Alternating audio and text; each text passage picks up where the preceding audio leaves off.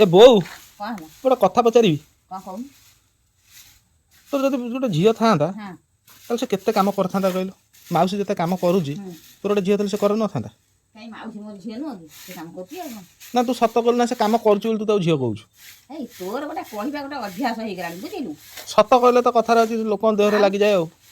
तोर कौन अच्छे कहली बुली बाली चले से खाई दो घरे को काम होते झील केते काम करी दउची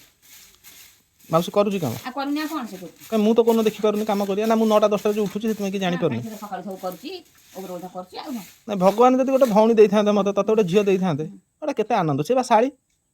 से आज अच्छी काली पड़ो ता घर को हां चलो भौणीटा भौणी थोड़ा थोड़ा का तू पार को देना था तू घरे रखी दे तू हाँ से पर आ कहू साड़ी जेंती पर घर को जीव